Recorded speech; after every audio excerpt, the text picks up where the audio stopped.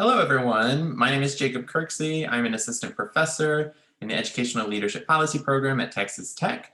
I'm very excited that you are joining us for our next speaker in our Policy Brown Bag series expanded. I'm very, very happy to introduce a good friend and colleague of mine, the presenter today, Dr. Jessica Gottlieb, whose presentation is entitled "The Stories We Tell: Social Construction, Causal Narratives, and Policy Images in Education Policy." Before I turn it over to Professor Gottlieb, I thought I'd give a very abbreviated introduction to some of her wonderful accomplishments. Dr. Jessica Gottlieb is an assistant professor in the Department of Educational Psychology and Leadership and a faculty affiliate of Texas Tech University's STEM Center for Outreach, Research, and Education. She received her Ph.D. in Policy Studies in Urban Education from the University of Illinois at Chicago and was a postdoctoral research associate at the Center for STEM Education at the University of Notre Dame.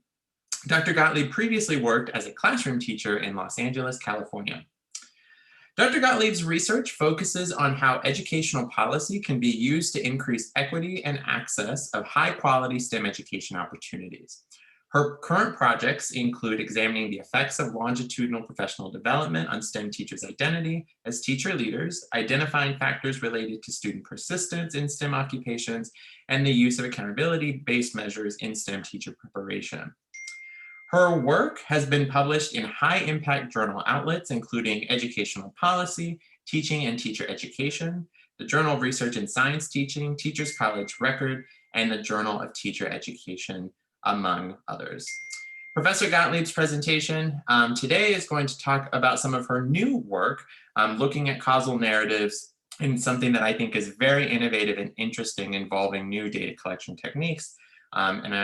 Without further ado, I'm happy to turn it over to Professor Gottlieb. Thank you for joining us.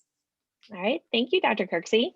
Hello, everyone. Thank you for joining us. So I'm really excited to talk about this. This is my one of my favorite theoretical fields and theoretical ways of thinking about education policy research. So I'm really glad you're all here. So the structure of this talk is I'm going to talk a little bit about theory, then I'm going to present a little bit about my research, and then kind of move on to other theories, a little more research, a little more theory, a little more research. So feel free to stop me at any time if you have any questions. Feel free to ask, put them in the chat.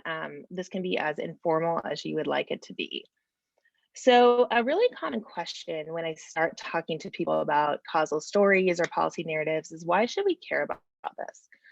Don't we just want to know what works, right? Shouldn't we be doing randomized control trials? Shouldn't we be just focusing on impact and ultimately what impacts students? And the answer is, well, that's really important. Of course, we should be doing those things. But a lot of those things flow out of the ways in which we design policy. And policy design is really linked to how we talk about our theories of action, our problems, our target populations. In short, the stories we tell about policy. So I would argue that if we want to understand how to create the best type of education policy for the outcomes we want, we have to be talking about this aspect of the field as well. And this is really evident just looking at even the news, right? People don't just fight about ideas, they fight with them, right? They tell stories about their opponents, about problems, about what's happening in the world. And you can see this, it's really clear, just even in news that I looked at this morning, right? Governor Abbott won't throw out the pitch because there's a false narrative about Georgia voting laws. The Derek Chauvin trial is a chance to tell another story. That's a narrative framing around the trial in Minneapolis right now. We can see this in the debate about what infrastructure means, right? We're having a huge infrastructure bill going through Congress right now. People are fighting about the actual definition of that word. And of course, in education, we see a lot of this happening around the narratives we're telling about school reopenings and closures. What is learning loss? Is it even a thing? And of course, who do we blame, right? So is it the teachers' unions? Are they the ones messing things up? Is it the parents, the students? And so this is really foundational in thinking about education policy design, what we hope it does, and ultimately how we do come to understand those impacts. So I see this as a supplement to the really rigorous causal work that's also being done in the field. I think we need both to understand how policy works and how to make better policy. So that's my pitch for why all of this matters. So I'm going to talk you through 3 different theoretical approaches, all of which kind of are in this subfield of stories and narratives, right? So the first one's going to be causal stories, originated by Deborah Stone. Then we'll talk about social construction and policy images, originated by Ingram and Schneider and eventually De Leon as well. And then we'll conclude talking about the narrative policy framework, which is the newest kind of contribution to this field. And along the way, I'm going to present some of my research, both old and new, that has used some of these theories.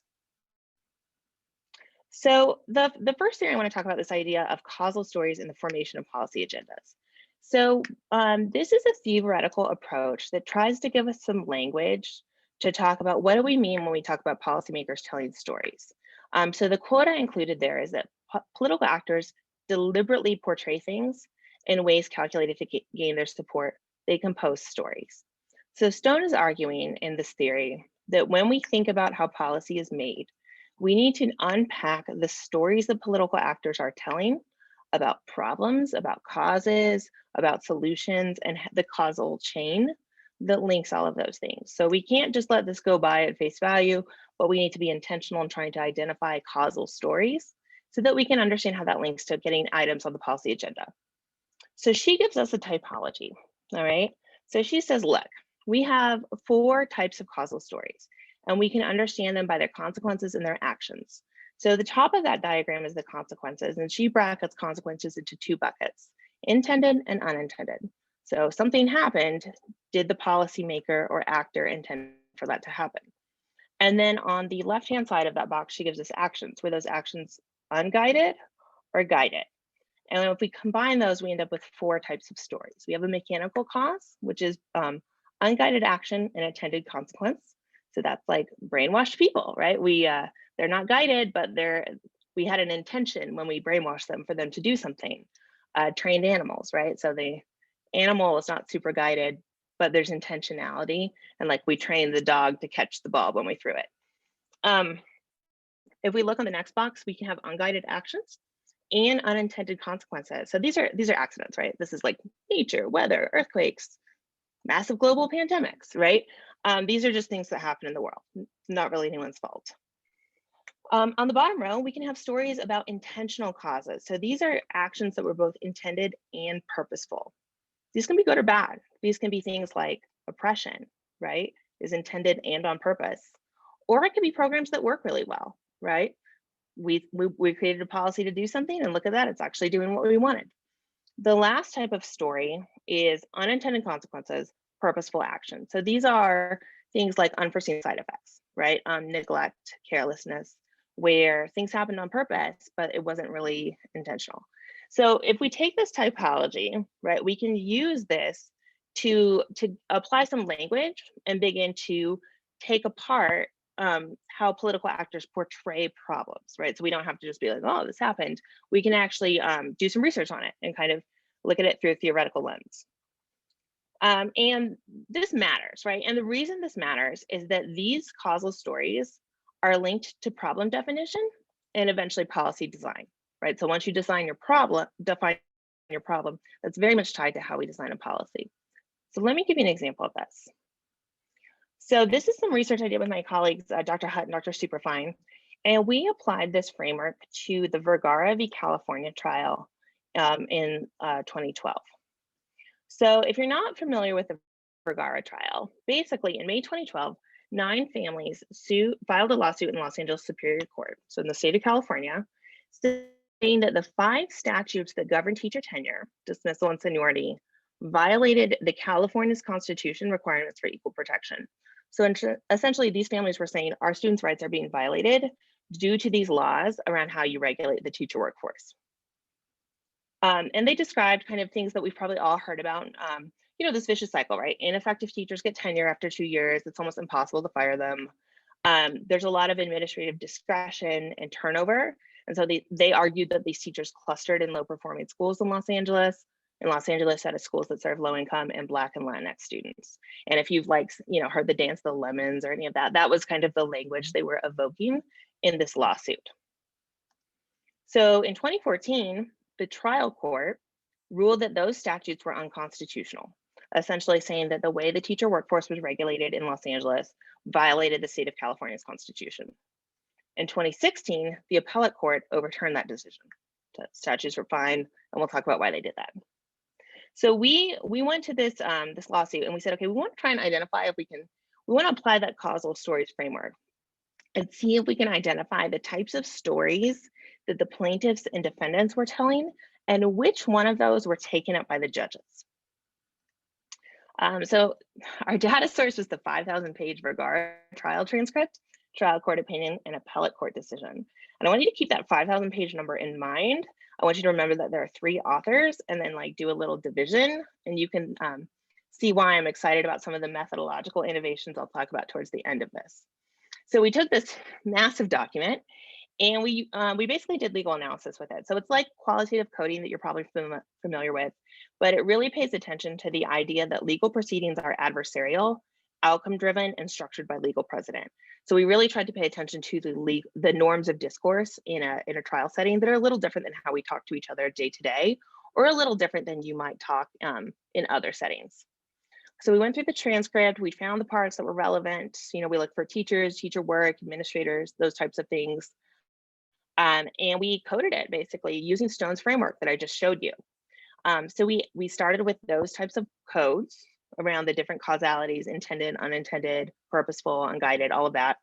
And then we added emergent codes along the way, such as the role of quantitative evidence, the definition of effective teaching, the role of the teacher in student learning, teachers as professionals, and teachers unions. So we coded this massive pile of documents, and we used that to identify the causal narratives. So without going into like all of the weeds of what we found, basically we found that the trial court causal story was super simple. Okay, it was like a mechanical causal story. Teachers were either good or bad, and you could see that, right? You could see it and you can measure it, right? So you could quantify it. So you know, this was a story where VAM models were super valid. And then if you just could remove those teachers, like the students would learn more, right? No problem. So it was a very simple story, very clear cause and effect, very clear problem, very clear solution. Okay, so that was what we found in the trial court decision. So the decision that said these statutes are unconstitutional had a causal story that looked like this. The appellate court, which remember, overturned the trial court decision, was actually shockingly similar, which is kind of strange. It was very similar. Teachers are good or bad. We can measure it. It would be good if we remove them if they're not effective. But they added an additional layer of blame. They said, okay, all of that's true, but rather than just being sort of an unguided story, we blame the administrators. We think that they failed to make correct decisions. Okay, so this was an inadvertent cause. And there was a little acknowledgement of student context, like, yeah, you know, students might have things going on in their life that may impact their learning, but it was very simple as well. So then we compared those side by side, right? And what we found was that the views were very similar, but the narratives were very divergent. So they were both very simple accounts of teachers, right? Teachers are good or bad, we can measure them, we should remove them if they're not good. They're very simple stories, but they couldn't figure out where the blame should go. So the trial court blamed the statutes, the appellate court blamed the administrators. And so we saw 2 different types of stories, right? We saw like a very mechanical causal story versus an inadvertent causal story. And so what this helped us to think about was a little different than what we expected from Stone, which was that it was the simplicity of the causal stories that were really picked up from the trial, right? So it was a very simple story that both the trial court and the appellate court latched onto, with just some minor variations. And so that's a really interesting finding. And that's something that really helps us to think down the road, you know, looking at other types of litigation and education policy, what sorts of arguments may or may not be compelling to trial and appellate courts, right? And it seems to be very much about simplicity, right? And so that's one example of how these, how you can apply this type of theory. All right, so that's the first one. So the next theory is social constructions and policy images. So this builds very intentionally on Stone's framework, and it really dives deep into how we talk about the people who are the target of our policy. So if you think about any education policy, literacy policy, preschool policy, teacher evaluation policy, at the end of the day, it either gives a benefit to someone or it gives a burden to someone, right? And the way you talk about the target of that policy has huge implications for design. So that's kind of what I'm going to show you. So if you think about the target of any policy, this is another kind of 4x4 typology to think about how they're constructed. So Ingram and Schneider say that when we make policy, we bring to it our beliefs about the target of the policy, right? Are these good people? Are they deserving people? Are they bad people? Are these bad actors? And we, by carrying those beliefs into the policy design process, it really impacts how we shape the policy and eventually how it is implemented. So here's what I mean by that. So they give us basically four kind of buckets. Of course, it's a spectrum and people don't fall neatly into all of them. And of course, this changes over time and across subgroups, right? So this, looking at this, there's some things in here that I would take issue with that I think are very dated, but this was what was in the book. So that's what we'll talk about. All right. So if you think about a group that's the target of a policy that is viewed very positively and very powerfully, it's like small business owners, right? Like every single economic policy, it's like, what will this do for a small business owner? Small business owners are being harmed by this or hurt by this or whatever. So they're portrayed as both powerful and positive. So we would call them an advantage group. The military is similar. Scientists are up here, though I would argue that I think the pandemic has taught us that maybe they aren't as powerful or as positive across the population as we might have thought before. But when we think about this, policy for this group is often very incentive oriented, right? You know, we're going to encourage you to do things like go to college by funding the GI Bill, right? We're going to give you small business loans to help you get your business off the ground, right? And that stands in contrast to the idea of like contenders, right? So at the top right hand corner, these are people that are very powerful, but we don't trust. Like we view them very negatively. So that could be like big business, that could be labor unions, like teachers unions would be really salient in the context of education policy, environmentalists, right? And so we view those as groups that both have a lot of power, but we don't like. So we need to regulate them or constrain them in some way. And that informs the policies we make for them. And definitely how we talk about them, right? No one's going to be like, we really need to protect the rights of CEOs of Fortune 500 companies. And at the bottom, you can see that there are groups with very little power, right? So we think about like mothers and children in a positive way, but we don't think they have very much power. And then of course we think about like criminals and terrorists, both as not very powerful and very negatively. And so this really shapes how we talk about the policy. It also really shapes public and elite perceptions, which then feeds into the next policy. All right. So if you construct a group as very like undeserving, it becomes very hard to shift that over time. Okay. So I would encourage you to kind of reflect, for example, on the discourse around like ban the box and whether or not felons should have to indicate that they've been convicted of a crime when they apply for a job. Like that was a very large shift in a discourse around that I think is very rare. And of course, it influences opportunities for political participation. So this is an interesting framework because in the context of education, it helps us to kind of think about policy instruments. Like if we want teachers to do something and we don't think very, very highly of them, that's going to inform the policy we make. For example, in teacher evaluation policy, like that was very much like we need to measure, control, and regulate the quality of teachers, right? Which tells you that maybe those policymakers didn't think very highly of teachers as professionals, right? So let me give you an example of that. So this is another paper that I did with my colleague, Dr. Katrina Buckley. So we used interview and documentary data from influential actors, and we looked at how these actors portray teachers in their policy positions. So the way the data collection worked on this one was really interesting. So Dr. Buckley began by surveying the Education Writers Association members and asking them to identify the top 10 most influential actors in education policy at that time. So once she compiled that list, she then reached out to the top actors and asked them for an interview where they talked about equity in education. And so our data set was, when we say influential, that was field generated. That wasn't just like Jessica sat at the computer and Googled. It really was from the field. And we looked at how these actors portrayed teachers in their policy positions. And so what we wanted to do was link a policy image or social construction of teachers to different policy prescriptions and problem definitions that those actors were talking about. And when you see the groups, it's very clear this is a specific moment in time. So we coded all of the data, right? And I'm happy to share the manuscript if you want to see like all of the details of the coding. So we coded the data, and then we were able to build 3 archetypal policy images of teachers from the responses in the interviews. So I'm going to kind of walk you through how we did that and what that means. So, and I will just check the chat briefly. Okay. So if you look at the top of the triangle, the first archetype or archetypal policy image of teachers we found was this image of like a good teacher working really hard in difficult circumstances. Okay, so this is a social construction of a teacher, and that has really profound links to the policy prescriptions you might have and the problem definitions. Because if you're using this social construction, again, teachers working really hard, difficult circumstances, difficult job, this is a social construction that is linked to policy design that does not say the teacher is the problem. Okay, so this is not an image where you see a teacher as a policy problem, and so you wouldn't have policy that tries to fix a problem that you don't see, right? This is not something that lends itself to teacher evaluation policy, merit pay, anything like that.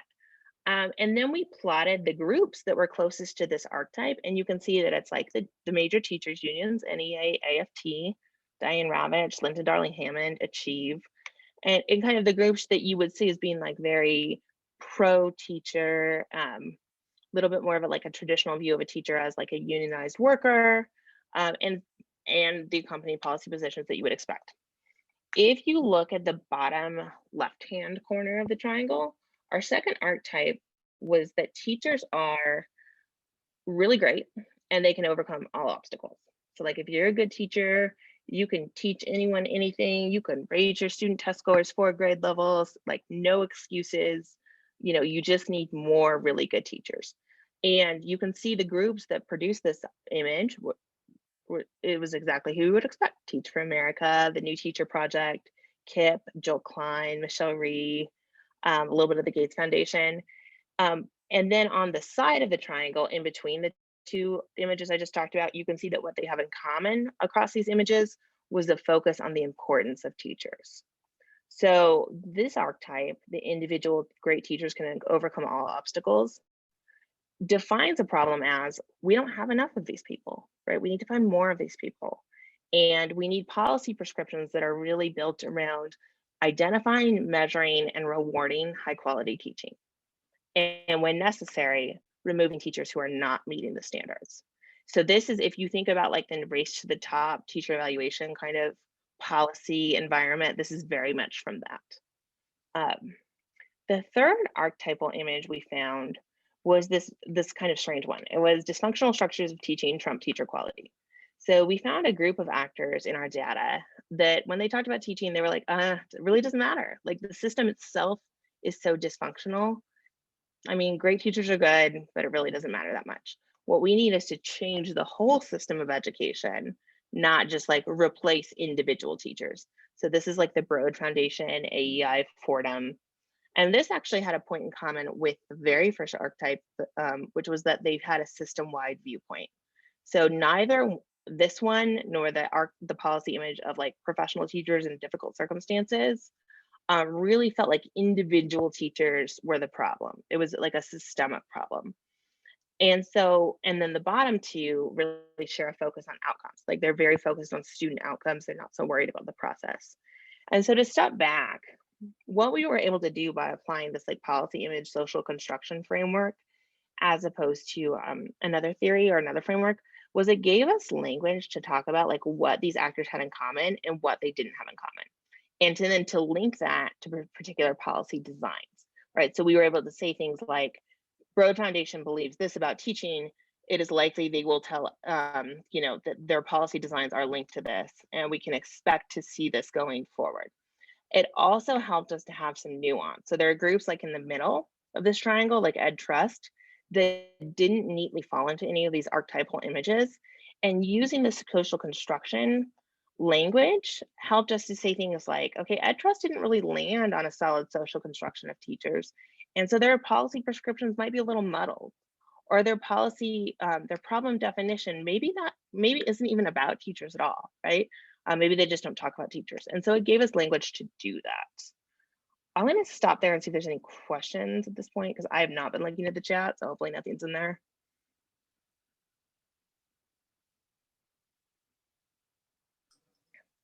Okay, awesome.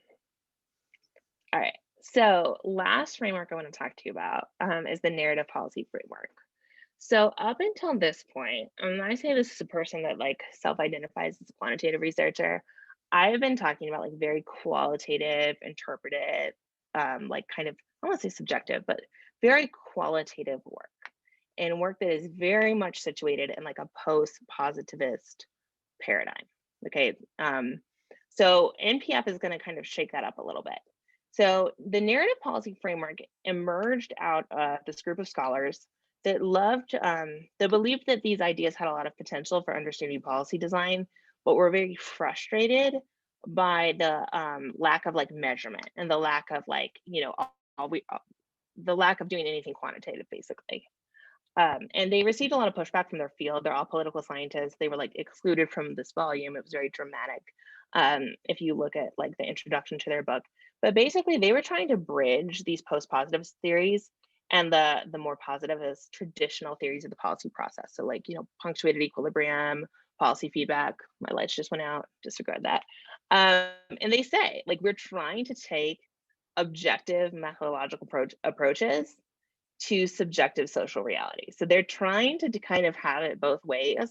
I think that's a fun conversation to have, whether or not that's possible, or whether or not they're just kind of muddying the waters by saying, like, we're going to be objective by talking about subjective things. And I know there's some qualitative researchers here, so I'd love to hear your thoughts on those. All right, so basically, the narrative policy framework says narratives are super important. They're everywhere and they have very specific form and content. We can analyze that form and content and compare it across. Um,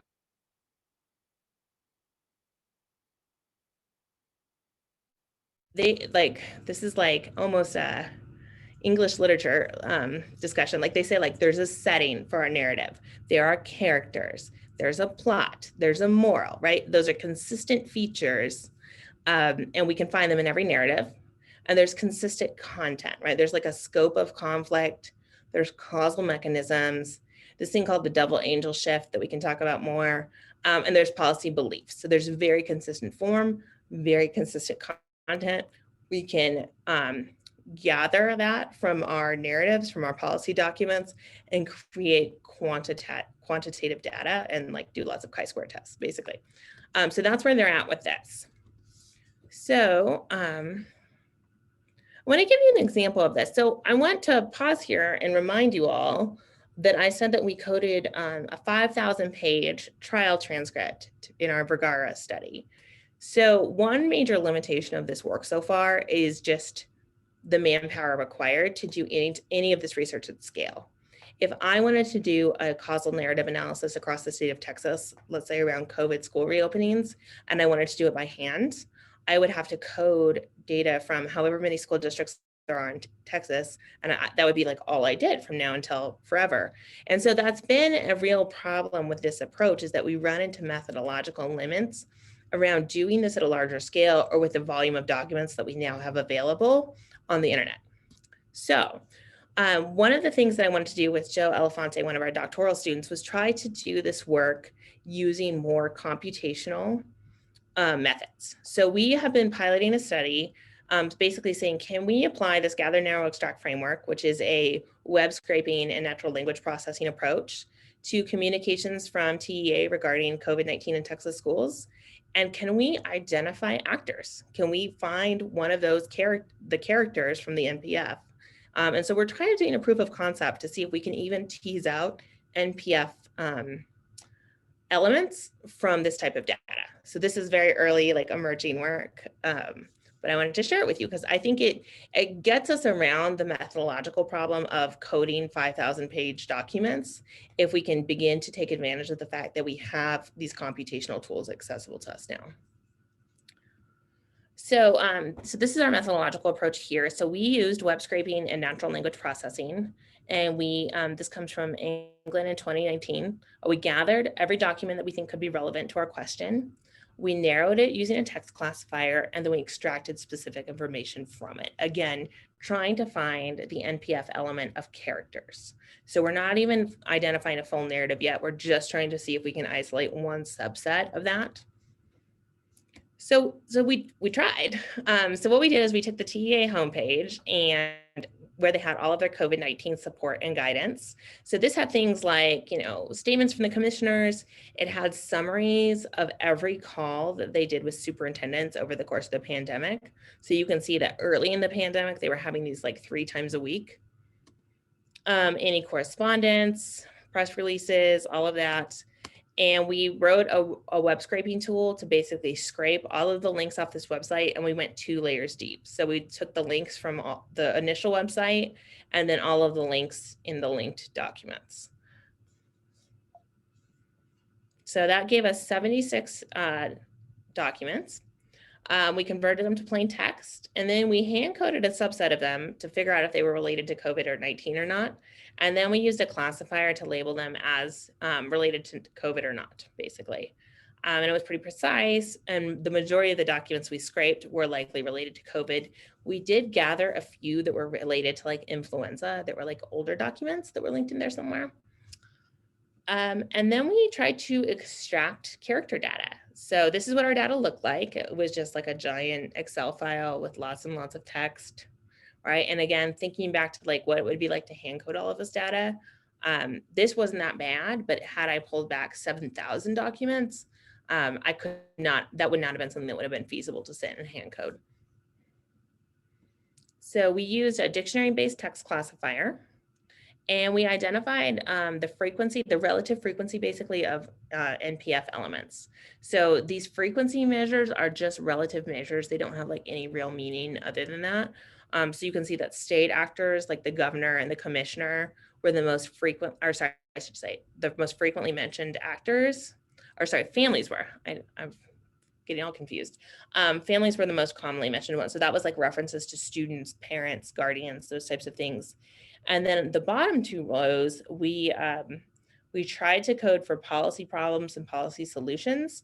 Policy problems is far and away the most frequent thing that we mentioned, and that's probably because we included COVID-19 in there as like the problem.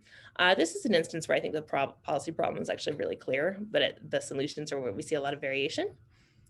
And so that was the kind of our pilot. So what this showed us is that with the right kind of classifier, we can actually build tools that scrape lots of data and then classify it according to those NPF elements. So NPF has a very established codebook that they recommend that you use for research that uses this theory.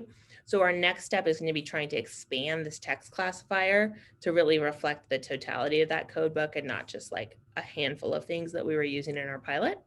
And we also want to begin to expand outside of just the state agency to looking at district websites in Texas and also in other states, particularly states with different policy climates.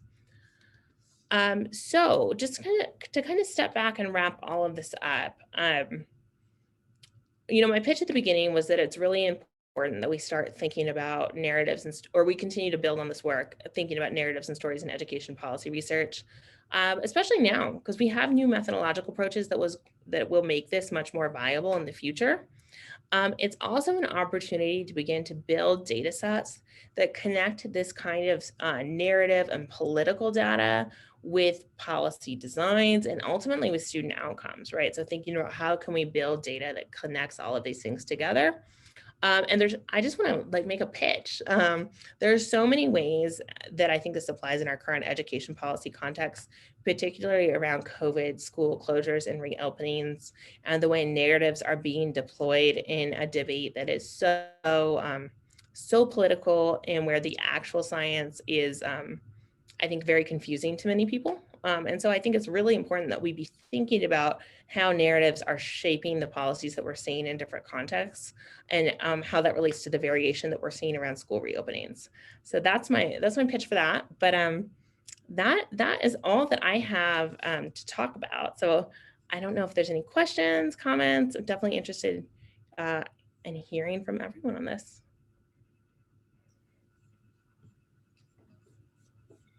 Thank you Professor Gottlieb. That was amazing. Yeah, if anyone has any questions, feel free to unmute yourself. You should be able to do that. So, Dr. Gottlieb, Praveen here. Hey, Praveen. Hi. Yeah, that was a very fantastic presentation. And I was glad that I was here for that presentation. So thank you for that. My question for you is, how did you decide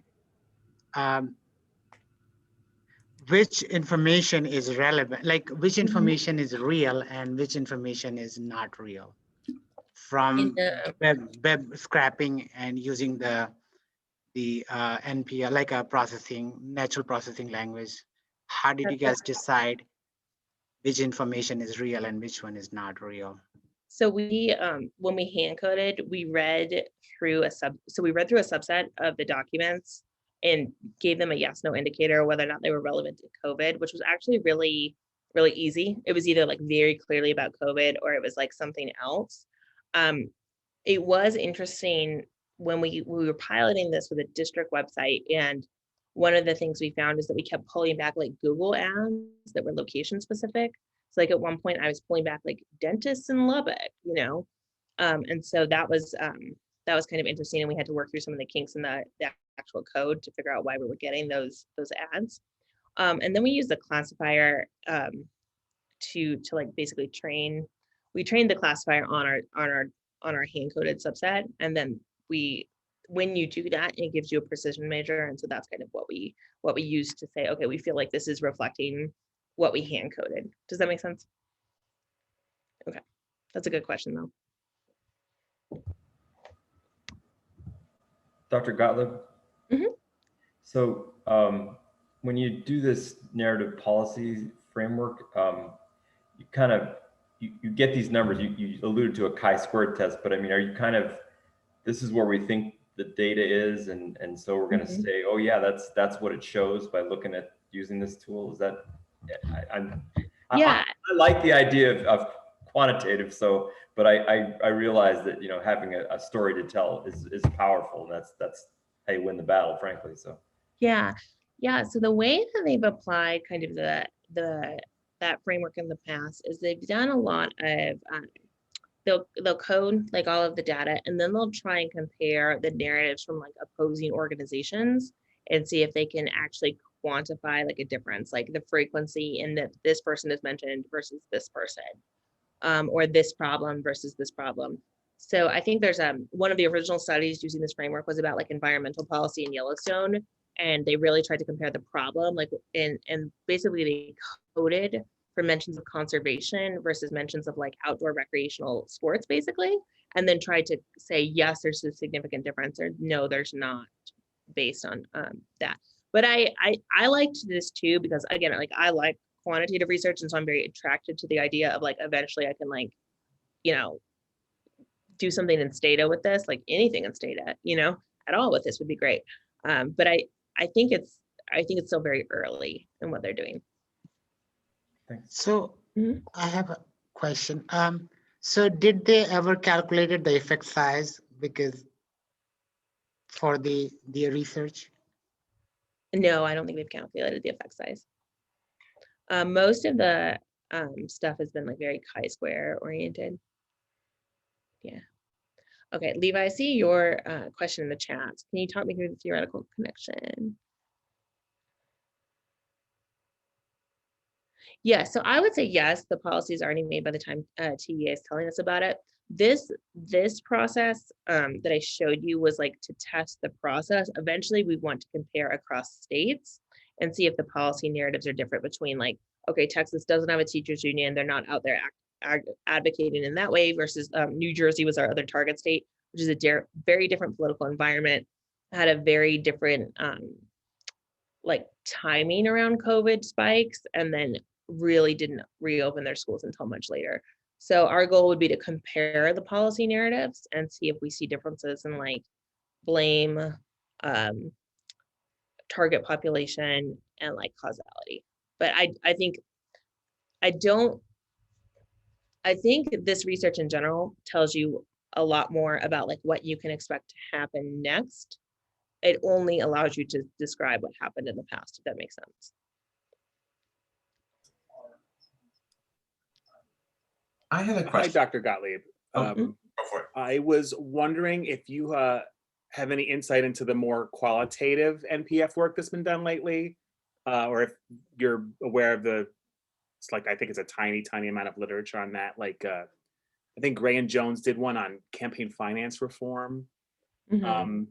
like a mixed method thing with qualitative data. And I'm wondering if you think that there's like a future for that as Yeah, well. I Or mean, does I that sort of think defeat the whole purpose of the NPF, in your opinion? no, I think there's definitely a future in the qualitative work, especially, and I didn't talk about this a lot in this presentation, but NPF is also designed to be at like the macro, meso, and micro levels. And so the micro level, I think it's almost always going to be qualitative because you're going to be looking at kind of the stories individuals are telling. I think at the macro level, that's where this quantitative, more automated piece really has value. I'm chairing a dissertation right now that is using NPF in a qualitative way to look at narratives around STEM and STEAM in Pennsylvania. And so he's done a lot of qualitative work using publicly available district documents. And so he kind of did a hybrid approach where he like scraped them and then hand coded them. Thank you. Mhm. Dr. Gottlieb, I have a question about the methodsy thing. And heads up, obviously, I'm not super techie, but I'm wondering how sophisticated the algorithm or whatever it is you're using is when you talk about like a policy actor. So is the method you're using identifying from the text that these people or groups are actors? Or is it like a frequency count, or is it Yeah. somewhere in between? Could you explain that a little bit? Yeah, so that's a really good question. So there's lots of ways of classifying the data, right?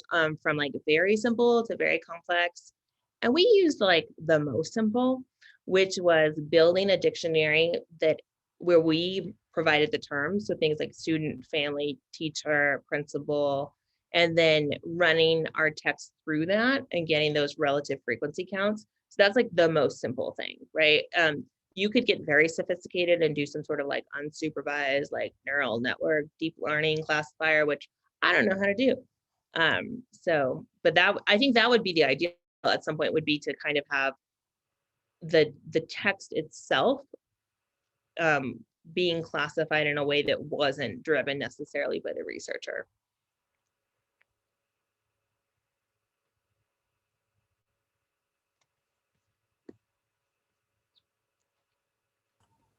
I want to ask a question, Dr. Gottlieb.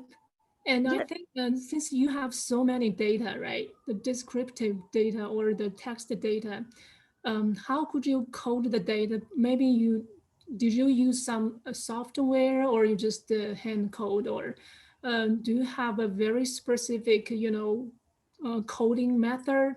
Because in this semester, I'm learning the qualitative course. Yeah, thank you. Yeah, no, that's such a good question. So in the first two studies I presented, we coded like the way you learn in qualitative methods. Like we had a code book, we put it in like, a in vivo or something, I don't remember, and we coded kind of the way, very traditional like qualitative method. And that was really hard. Like it took a really long time to code the Vergara data, and it was very time intensive. In the NPF one, we coded, so we used, it's called Luke, and it's a dictionary-based text classifier. And so we didn't hand code to find the actors. We ran it through basically a text matching software that looked for references to like students, teachers, governor, commissioner, those types of things. I think that's a very simple way of doing it. Like that was what like we were capable of doing. Eventually I'd like it for it to be more of like a sophisticated classifier that uses the text itself. Yeah, but I think what you're raising though is like a huge limitation of this work in general is it is very easy with the volume of policy documents that are available now to like just it's far more than any one person could possibly code. Thank you so much. I like your in vivo coding because this semester we are learning that. Thank you. Yeah, you're welcome. Thank you.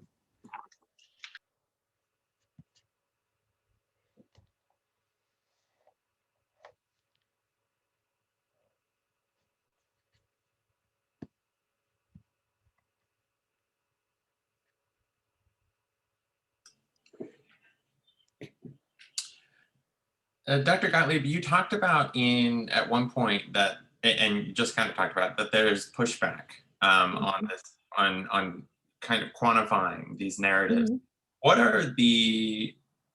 are the common responses to this? Is it just that, you know, you lose nuance? Is it that you're sort of assigning equal weight to different texts? Like what do you think are the common like pushback, and do you think that it's something that we can overcome or compare with different, like a mixed methods type thing? I'm just curious your perspective on Yeah, that. so I will say in the two studies that have been published, we did not get pushback on the theory really hardly at all.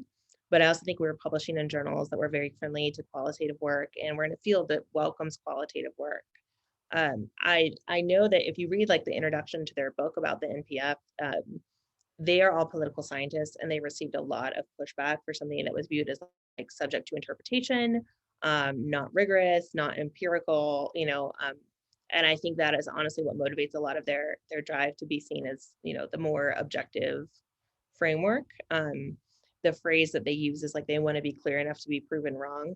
And I think that's just because they're trying to stand with theories that are like hypothesis driven, right? And this is not like you can sort of make hypotheses from it. There's a lot of assumptions that are made, but I think in their subfield they received a lot of pushback around that. But I don't actually think it's a huge issue in education policy because I think we're pretty friendly towards qualitative work.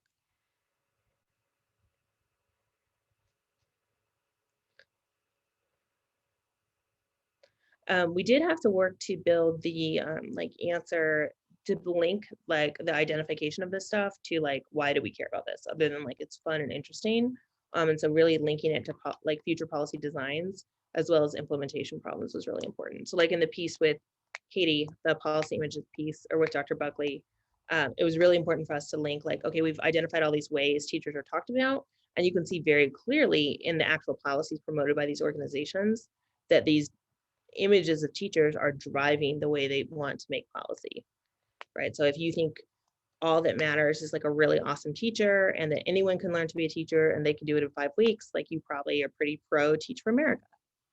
If you think the whole system is completely dysfunctional, then you're probably very much like, I don't know, we should have school vouchers and like more choice, and so that was a harder link for us to make.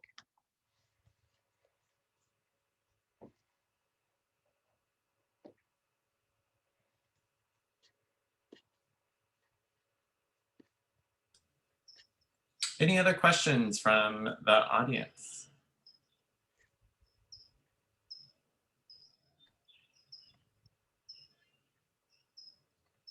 Okay, well, seeing none, thank you very much, Professor Gottlieb. This was really, really interesting. I really enjoyed it, and clearly our viewers did as well. So just to remind everyone that we have a few more talks coming up in our Policy Brown Bag series. The next talk is going to be in 2 weeks on April 20th from noon to 1 p.m. Central Time, where we'll have Professor Satin Bajaj from UC Santa Barbara, who will be talking to us about some implementation challenges in student transportation policies. So hope to see you there. Thank you again for coming to the talk today, and hope you have a great rest of your week. Thank you, everyone.